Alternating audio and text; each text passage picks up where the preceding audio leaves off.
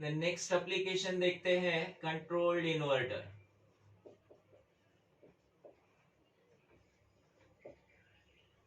मैंने कल भी आप लोगों को बोला था, आज फिर से बोल रहा हूं, अगर तुम लोग गेट्स प्रिपेयर नहीं करोगे तो ये लेसन तो नहीं जमेगा, इसके आगे के 2 लेसन्स भी आप लोग भूल जाओ, और अराउंड 20 मार्क्स का कम से कम भूल जाओ कि आप लोग प्रिपेयर, आप लोगों को 20 मार्क्स नहीं मिलेंगे, 50 में से 20 मार्क्स नहीं मिलेंगे। और ये टॉपिक्स ऐसे हैं कि जो सिर्फ पढ़ के या देख के प्रिपेयर नहीं होते हैं। थियरी है तो ठीक है, पढ़ के प्रिपेयर हो जाता है सिंपल, लेकिन सिर्फ देख के या पढ़ के प्रिपेयर नहीं होता है, साथ साथ में करोगे तो ही प्रिपेयर होगा, अदरवाइज भूल जाओ कि हमने क्लास लगाया, हमने स्कोर करना है। रिजल्ट एक्सपेक्ट करना चाहिए कि नहीं तुम लोगों से? साहिल, रिजल्ट एक्सपेक्ट करना चाहिए कि नहीं?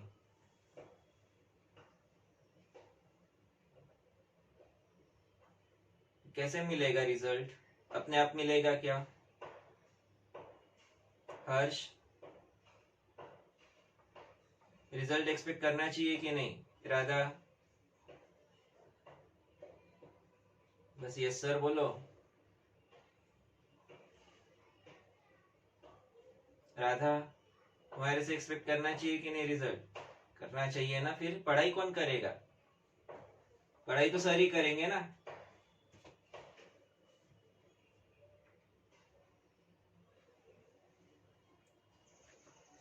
पढ़ाई सर करेंगे ना, और पढ़ाई सर करेंगे तो तुम लोगों को मार्क्स मिलेंगे।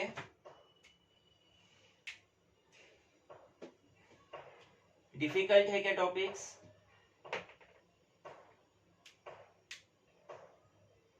टॉपिक्स डिफिकल्ट है क्या?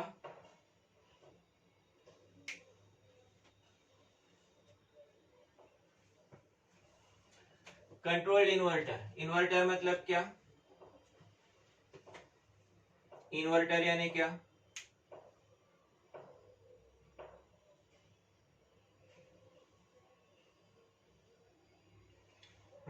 राधा, इन्वर्टर यानी क्या? कंट्रोल्ड इन्वर्टर और buffer.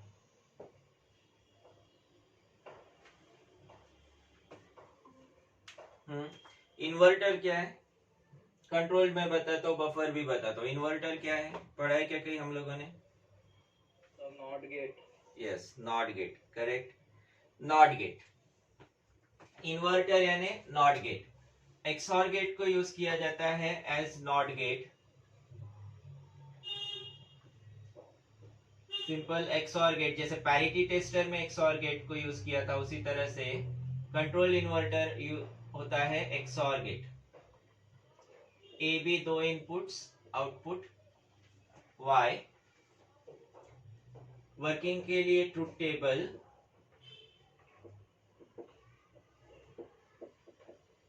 Inputs A B, output y equal to a x और b।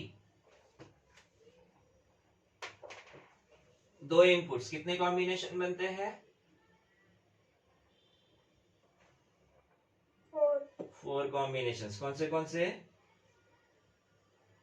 0 0 0 1 1 0 1 1।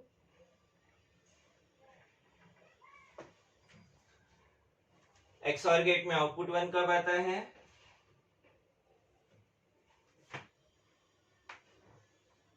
एक्सऑर गेट का आउटपुट 1 कब होता है? साहिल, एक्सऑर गेट का आउटपुट 1 कब होता है? 0 0 के लिए और नंबर ऑफ वंस रहते तब। 0 0 के लिए क्या आउटपुट होता है? 0 0 1 पे 1 1 0 पे 1 1 1 पे 0। पक्का 0 होता है ना? 1 तो नहीं होता है यहाँ पे? नहीं। एक्सऑर गेट, अब इसको अगर हम लोग 2 पार्ट्स में डिवाइड करते हैं, 2 पार्ट्स में डिवाइड करते हैं, जिस वक्त a इक्वल टू 0 है, a इक्वल टू 0 है, तो बी इनपुट 0 होने पर आउटपुट 0, बी इनपुट 1 होने पर आउटपुट 1। जब a इक्वल टू 0 है तो जो इनपुट b है वही आउटपुट y मिल रहा है, जो इनपुट b है वही आउटपुट y मिल रहा है। इसे कहा जाता है बफर। जो इनपुट है वही आउटपुट में अगर मिलता है उसे उस सर्किट को कहा जाता है बफर। ऐसा सर्किट जो इनपुट है वही आउटपुट में देता है उस सर्किट को कहा जाता है बफर। अब इस नेक्स्ट केस में देखो, a की वैल्यू 1 है, उस केस में b अगर 0 है तो आउटपुट y 1 है, b अगर 1 है तो आउटपुट y 0 है। यहाँ इन्वर्ट हो रहा है, और ये इन्वर्ट कब हो रहा है? When a equal to 1। अगर a की वैल्यू हम लोग फिक्स कर दे, 1 कर दे, इस वक्त b इनपुट जो भी होगा आउटपुट कॉम्प्लीमेंट होगा। एक इनपुट को 1 किया है मींस कंट्रोल किया है, कंट्रोल करने पर आउटपुट कॉम्प्लीमेंट होता है, उस वजह से इसे कंट्रोल्ड इन्वर्टर कहा जाता है।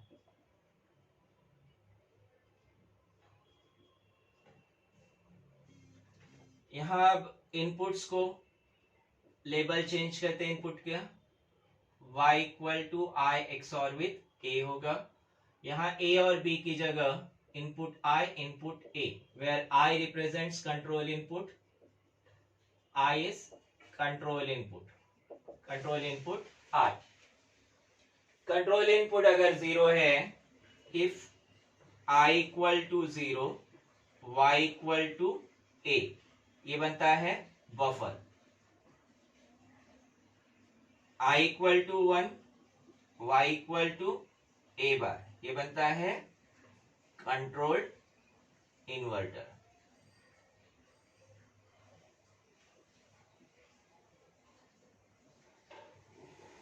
अगर i 1 है तो y equal to a bar, y equal to a bar means controlled inverter.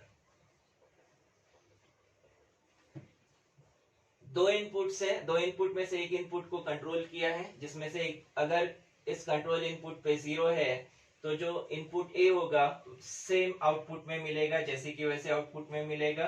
y equal to a होगा buffer application. Then i equal to 1 करते हैं तो a इक्वल टू 1 करने पर आउटपुट y कॉम्प्लीमेंट होता है, a इक्वल टू 0 या 1 होता है तो आउटपुट y कॉम्प्लीमेंट होता है, और इन्वर्ट होने की वजह से इसे कहा जाता है इन्वर्टर, और एक इनपुट कंट्रोल करके रखा है उस वजह से कंट्रोल्ड इन्वर्टर। ये एप्लीकेशन समझा? सिंपली XOR गेट को यूज किया एज कंट्रोल्ड इन्वर्टर। एप्लीकेशन समझा क्या? एक बार समझा दो ना फिर से। क्यों, क्या नहीं समझा वो बता, एक बार फिर से बताने। बफर हो रहा था, बफर वाला क्यों डिस्कनेक्ट हो गया था? अटक रहा था। अच्छा, और किसी को डाउट है तो बताओ, उसके अकॉर्डिंग फिर मैं पूरा एक्सप्लेन करता हूँ।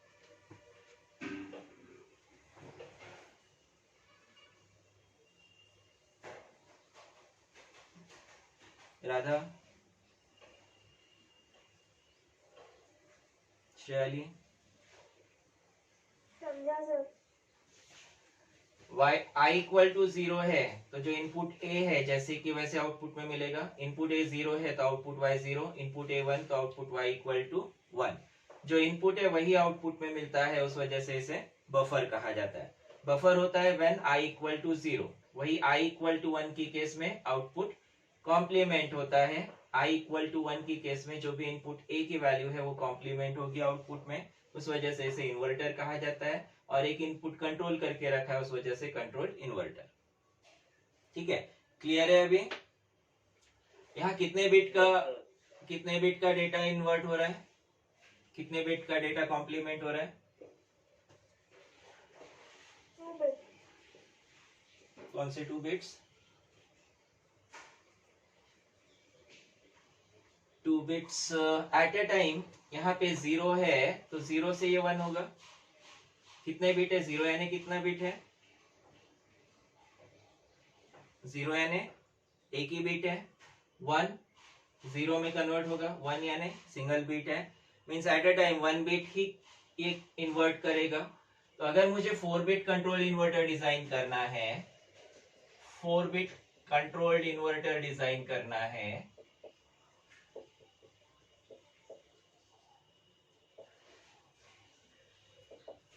4 बिट का कंट्रोल्ड इन्वर्टर डिजाइन करना है तो कितने XOR गेट यूज करने पड़ेंगे?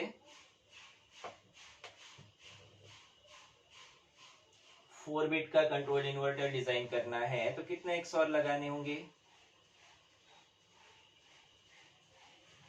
एक XOR गेट कितने बिट? एक मिनट, एक XOR गेट कितने बिट को कॉम्प्लीमेंट करता है?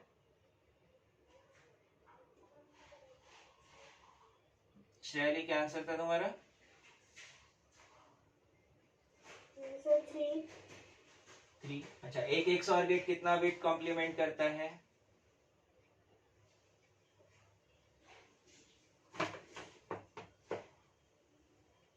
एक XOR गेट कितने बिट को कॉम्प्लीमेंट करता है? यहाँ जो हम लोगों ने 2 इनपुट XOR गेट यूज किया, हाँ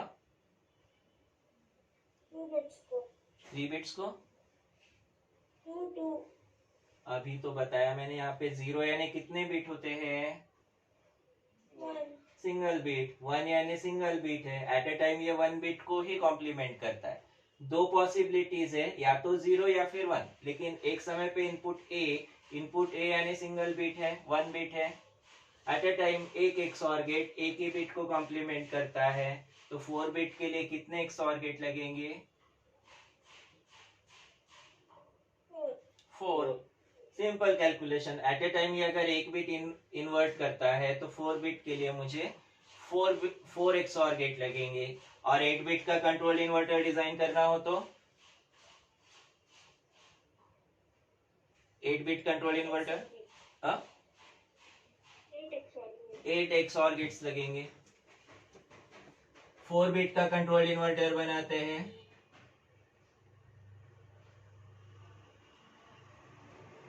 फोर बिट कंट्रोल इन्वर्टर के लिए 4 XOR gate.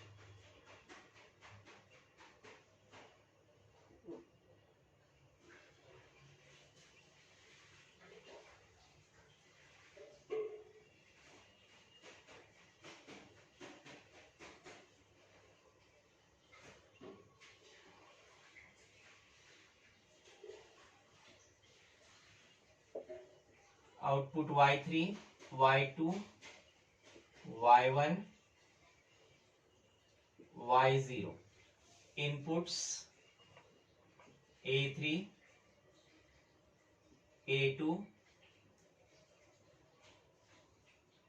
A1, A0। Complement करने के लिए control inverter I is control input, I यानी कंट्रोल इनपुट।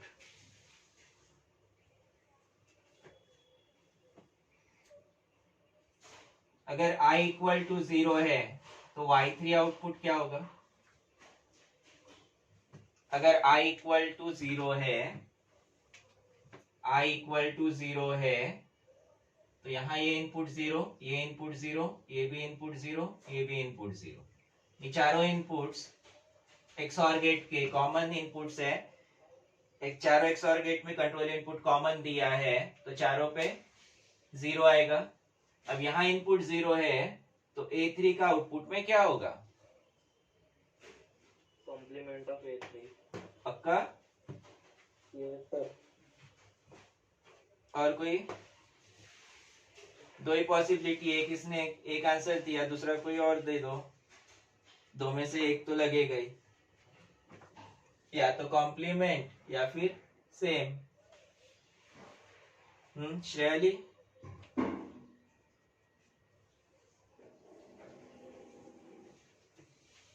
सो भी कह रहे हैं कॉम्प्लीमेंट। पक्का कॉम्प्लीमेंट।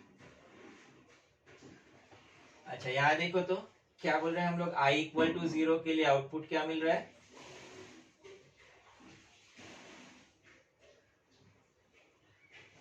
I इक्वल टू 0 के लिए आउटपुट क्या मिल रहा है? Buffer. Buffer means Y equal to A। I equal to 0 है तो Y equal to A buffer. तो अब यहाँ पे एक इनपुट अगर 0 है तो Y इक्वल टू क्या मिलना चाहिए? buffer. बफर यानी क्या मिलेगा? y3 equal to Same. Same मिलेगा 0. a3, जीरो नहीं रहे, ये जीरो कंट्रोल इनपुट, दूसरा इनपुट क्या है? a3 मिलेगा जैसे कि वैसे। y2 इक्वल टू क्या मिलेगा?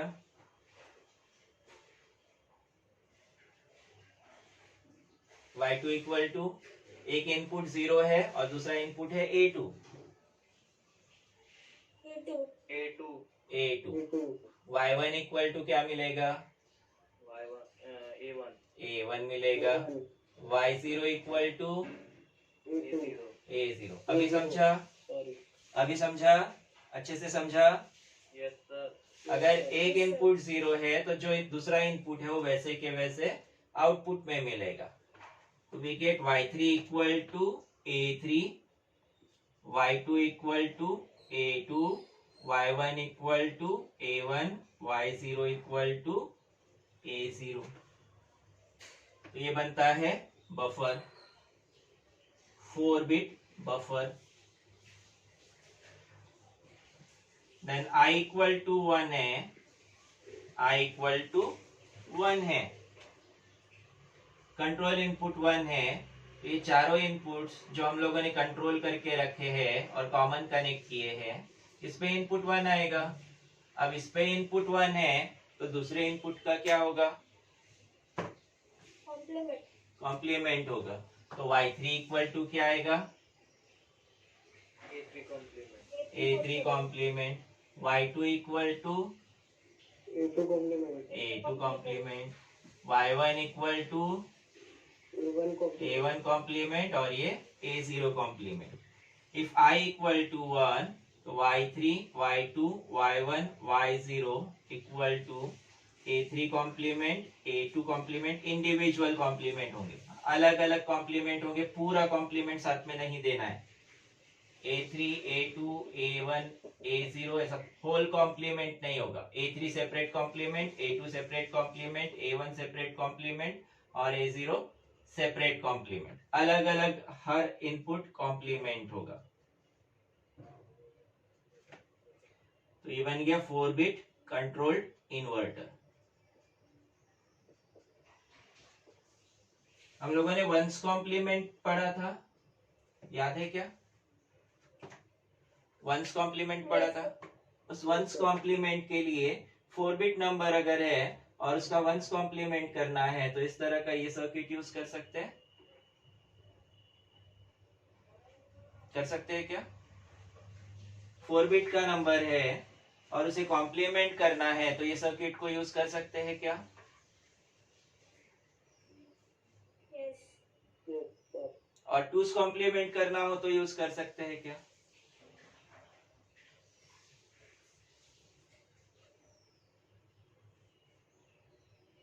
टूस कॉम्प्लीमेंट क्या होता है?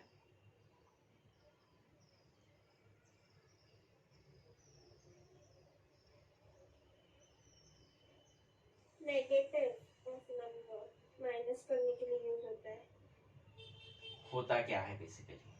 टूस complement represents negative value of a binary number, पर टूस कॉम्प्लीमेंट होता क्या है? Different One complement into one. One's complement, Complement plus one. One's complement plus 1 होता है। वंस कॉम्प्लीमेंट इससे मिल जाएगा, प्लस 1 करेंगे तो टूस कॉम्प्लीमेंट मिल जाएगा। तो ये circuit, we can use this circuit for one's complement as well as for two's complement, दोनों के लिए इसे यूज किया जा सकता है। कंसेप्ट समझा? Yes, sir. Yes, sir. तुम लोग कंसंट्रेट करो, थोड़ा सा तुम लोग अपना ध्यान भटकाते हो इधर उधर, उस वजह से समझ में नहीं आता है और भूल जाते हो। लिखो।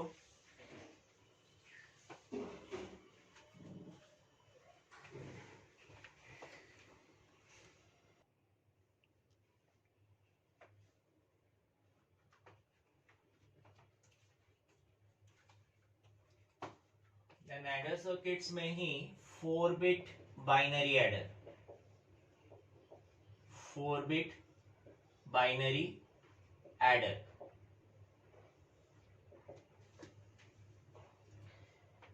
4 बिट का बाइनरी एडर। अब 4 बिट का binary adder a equal to, जैसे हम लोगों ने यहाँ number a equal to 4 bit का लिया था, A3 A2 A1 A0 B equal to B3 B2 B1 B0 B 4-bit numbers, 4-bit numbers. A को ऐड करेंगे A3 A2 A1 A0 4-bit का, इसके साथ B ऐड होगा plus B3 B2 B1 B0. A0 के साथ B0 add होगा, सम bit आता है S0, इसके साथ कैरी जनरेट होगा. अगर दोनों 1 है तो 1 + 1 10 होता है, 1 + 1 10 होता है, जिसमें से 0 यहाँ लिखेंगे और 1 कैरी यहाँ पे आएगा. यहाँ मैंने 0 की जगह S0 लिखा और 1 की जगह लिखता हूँ कैरी C0. अब ये 3 बिट्स ऐड होते हैं, सम बिट होगा S1, कैरी होगा C1. हम लोग मैक्सिमम पॉसिबिलिटी कंसीडर करके चल रहे हैं कि कैरी जनरेट होगा. पॉसिबिलिटी की कैरी जनरेट नहीं भी होगा, कैरी जनरेट नहीं होता तो यहाँ पे 0 आएगा, और कैरी जनरेट होता है तो 1. सम S2 कैरी C2, सम S3 कैरी C3. इस कैरी C3 को सम बिट S4 कंसीडर करते हैं तो ओवरऑल 5 बिट का रिजल्ट मिलेगा S4 S3 S2 S1 S0 as 5 bit सम.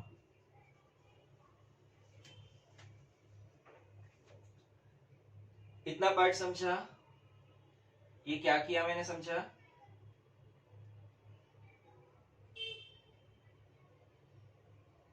ये क्या किया मैंने समझा क्या? हाँ नहीं कुछ बोलो. एक बार समझा दो ना. रिपीट कीजिए. अगर A equal to 1 1 1 1 B equal to 1 1 1 1 ऐसे दो नंबर से, तो मैंने 1 1 1 1 यानी A3 A2 A1 A0 B 1 1 1 1 B3 B2 B1 B0 ऐसा नंबर है.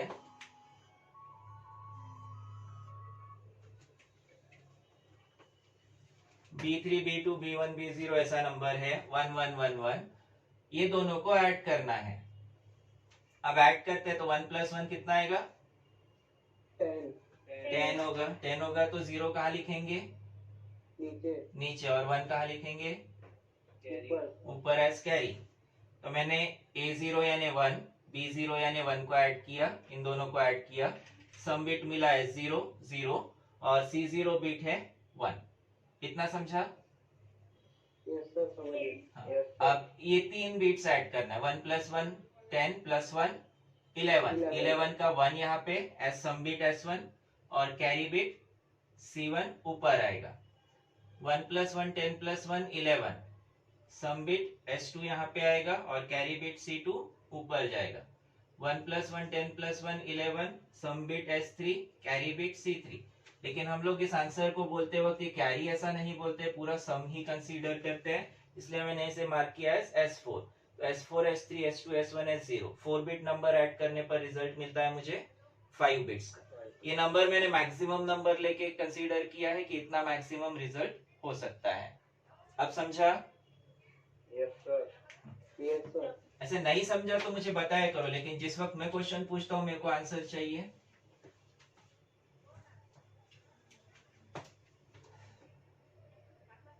हम लोगों ने नंबर न लेते हुए इसे जनरल टर्म्स में लिखा है, क्योंकि जनरल हम लोग बना रहे, जनरल डायग्राम बना रहे जिसमें कोई भी नंबर अगर आता है, कोई भी नंबर इनपुट में आएगा तो उसे ऐड, इस सर्किट ने ऐड करना चाहिए. अब A0 B0 के साथ ऐड होगा. A0 B0 ऐड होगा. कितने बिट ऐड करना है यहाँ पे? A0 B0 है 2 बिट. कौन सा एडर लगेगा? हाफ एडर की full adder? Half adder. Half adder लगेगा. अब यहाँ पे कितने बिट्स ऐड करना है? 3 bits. 3 बिट्स. तो कौन सा एडर? Full adder. फिर यहाँ पे फुल एडर लगेगा. यहाँ पे फिर से फुल एडर लगेगा. तो 4 बिट बाइनरी एडर के लिए मुझे एक हाफ एडर चाहिए और 3 full aiders. 4 bit binary adder design करने के लिए एक हाफ एडर और 3 फुल एडर लगेंगे। यहाँ सर्किट नहीं यूज करेंगे हम लोग, सिर्फ ब्लॉक डायग्राम का यूज करेंगे।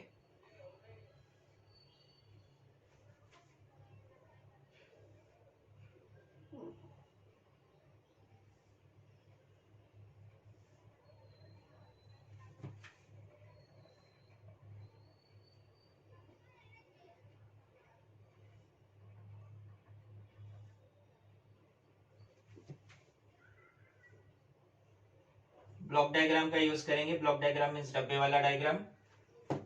ठीक है, यहाँ बनते वक्त छोटे बड़े बन सकते हैं। आप लोग कॉपी में बराबर लाइंस पे बनाओगे तो सेम साइज के बनाओ, ज्यादा अच्छा है। हाफ एडर चाहिए मुझे, एक हाफ एडर जिसे मार्क करते हैं HA0 से। एक हाफ एडर HA0 से मार्क करते हैं। दूसरा full adder FA1, FA2, FA3। Half adder में कितने इनपुट्स होते हैं? हाफ एडर में 4 इनपुट्स होते हैं ना? 2 inputs. Sir 2 input. 2 इनपुट्स होते हैं। हाफ एडर में 2 इनपुट्स होते हैं। फुल एडर में 2 इनपुट्स, आउटपुट भी 2 ही होते हैं।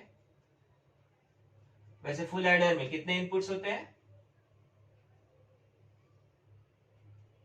फुल एडर में भी 2 इनपुट्स होते हैं।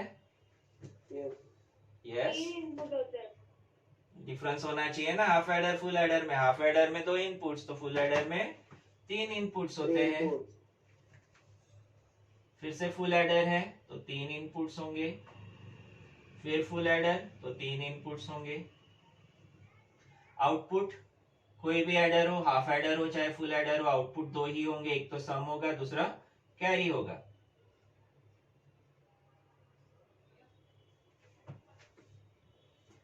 पहला हाफ एडर HA0, इसमें इनपुट है A0 B0। पहला हाफ एडर, इसमें इनपुट है A0 B0।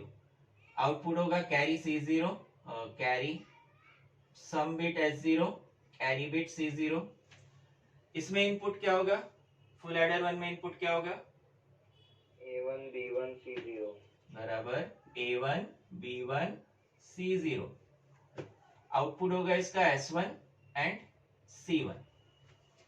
इसमें इनपुट क्या होगा? A2 B2 A2 B2 A2 B2 C1। C1 output होगा S2 C2। इसमें इनपुट क्या होगा? A3 A3 B3 B3 C2 A3 B3 C2। Output होगा S3, कैरी होगा C3, जिसे हम लोग लेंगे सम बिट S4। तो 5 बिट का रिजल्ट होगा S4, S3, S2, S1, S0। अब यहाँ जो कैरी जनरेट होता है C0, ये हम लोग बाहर से देने वाले हैं क्या? ये कैरी C0 बाहर से आएगा क्या? यहां से जनरेट होके यहाँ आएगा। कैरी C0 A0 B0 को ऐड करने के बाद जनरेट हो रहा है। A0 B0 को ऐड करने के बाद C0 जनरेट हो रहा है। तो ये C0 एक्सटर्नली यूजर से नहीं आएगा, ये C0 डायरेक्टली कनेक्ट होगा यहाँ पे। ये C0 जैसे यहाँ जनरेट होता है, यहाँ से इधर इनपुट में आ जाएगा। वैसे ही C1 इनपुट में यहाँ से आ जाएगा। C2 भी सेम उसी तरह से इनपुट में आएगा। समझा? Yes sir. डिफिकल्ट है? Yes sir. बेसिक क्या ध्यान में रखना है इसमें? ये 4 बिट के 2 नंबर्स कैसे ऐड होते हैं उनको ध्यान में रखना है। और इस इक्वेशन से ही ये ब्लॉक डायग्राम बनता है और इसी ब्लॉक डायग्राम को एक्सप्लेनेशन में लिखना है। A 4-bit binary adder requires a half adder and three full adders. Half adder HA0 adds A0 with B0 and generates result as sum bit S0, carry bit C0. Full adder FA1 adds A1 B1 along with carry C0 of HA0 and gives result as S1 and C1. Same उसी तरह से FA2 and FA3 adds A2 B2 C1. FA3 adds A3 B3 C2. The final carry C3 is considered as sum bit S4 and the 5-bit result is given as S4, S3, S2, S1, S0. ठीक? Yes sir. कोई doubt इसमें? No sir बनाओ इसे।